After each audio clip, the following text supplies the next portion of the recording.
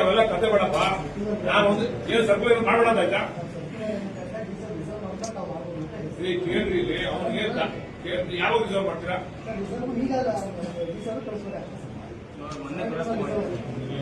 ಕೂತ್ಬಿಡ್ತೀನಿ ಅಷ್ಟೇ. ನಾನು ಮಾನ ಮರ್ಯಾದೆ ಕೆಲಸ ಮಾಡ್ರಿ. ಯಾವನೇ ನಿಮ್ಗೆ ಏಡಿಯಾರ ಕೆಲಸ ಕೊಟ್ಟವನು ಒಂದ್ ಕೆಲಸ ಮಾಡೋದ ನೀನ್ ಕಳ್ಸ್ಕೊತಾನೆ. ನೀನು DC ಕಳಿಸ್ತೀಯ, AC ಕಳಿಸ್ತೀಯ?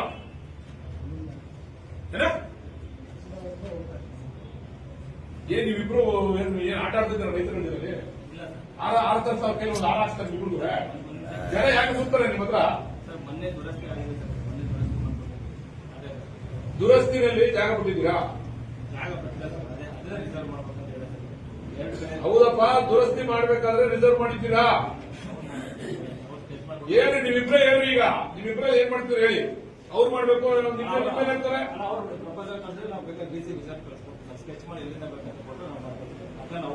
ನೀವಿಬ್ರೇ ಇದ್ರೆ ಹೇಳ್ರಪ್ಪ, ಆಯ್ತು ಬಗೆಹರಿಸ್ರ. ರೋಸ್ಪತಿಗಳು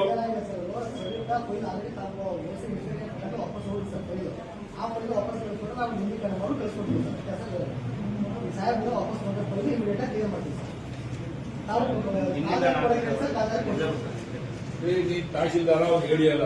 ನಿಮ್ಮಿಬ್ರು ಆಟ ಆಡ್ತಿದ್ದಾರೆ ರೈತರ ಮಧ್ಯದಲ್ಲಿ. ನೀನ್ ಅವ್ನು ನೋಡಿದ್ರೆ ಒಂದ್ ಕಾನೂನು, ನಿಮ್ ನೋಡಿದ್ರೆ ಒಂದ್ ಕಾನೂನು. ಹೇಳ್ರಿ ಈಗ ನೆಟ್ಟ ಕಾನೂನ ನೀವಿಬ್ರು ಇಲ್ಲ ಇದ್ರಲ್ಲಿ ಹೇಳ್ರಿ.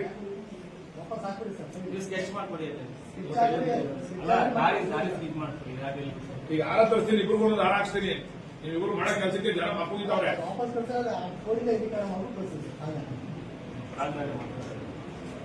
ಹೇಳ್ರಿ ಏನು ಅಂತ.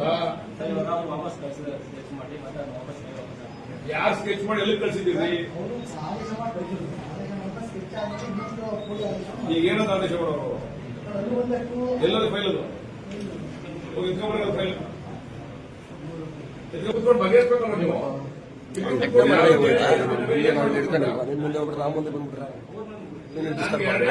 ಕ್ಯಾಮ್ರಾಗೆ ಅಡ್ಡ ಬರ್ತಿದ್ಯಾ ಮೊಬೈಲ್ ಬೇಕು ಅಂತ. ಆಲ್ಟರ್ನೇಟಿವ್ ದಾರಿ ಇದ್ರೆ ಕ್ಯಾನ್ಸಲ್ ಮಾಡಿ. ಆಲ್ಟರ್ನೇಟಿವ್ ದಾರಿ ಇದೆ ಸರ್, ಬೇರೆ ಕಡೆ ದಾರಿ ಇದೆ, ಕೊಡಕ್ ಬರಲ್ಲ ಅಂತ. ಆಲ್ಟರ್ನೇಟಿವ್ ದಾರಿ ಇಲ್ಲ ಅಂತಂದ್ರೆ ಅವ್ರಿಗೆ ನೀವು ದುರಸ್ತಿ ಮಾಡ್ಬೇಕಾದ್ರೆ, ಕೋಡಿ ಮಾಡ್ಬೇಕಾದ್ರೆ ಅದನ್ನ ಫಿಟ್ ಮಾಡ್ಬೇಕಲ್ಲ.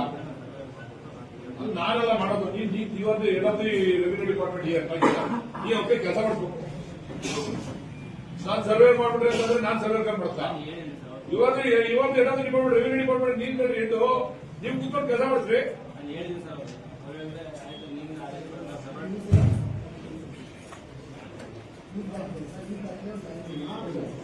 ನಾನು ಒಂದೇ ಪ್ರಶ್ನೆ ನೀವು ಕೇಳೋದು, ಅವ್ರಿಗೆ ಬೇರೆ ಬ್ಲಾಕ್ ಇಂದ ದಾರಿ ಇದ್ರೆ ಕೊಡಬೇಡಿ. ಅವ್ರಿಗೆ ನೀವು ಡೈರೆಕ್ಟ್ಲಿ ನೀವು ಎಂಡಾಸ್ಮೆಂಟ್ ಇವಾಗ ಆಲ್ರೆಡಿ ರೋಡ್ ನಾನು ಕೊಡಕ್ ಬರಲ್ಲ ಅಂತ ಅವ್ರು ಕೊಟ್ಟಿಲ್ವಾ ಅಂತಂದ್ರೆ ನೀವು ಒಂದು ರೋಡ್ ಹೆಂಗ್ ಪ್ರೊವೈಡ್ ಮಾಡ್ಕೊಡ್ತೀರಾ?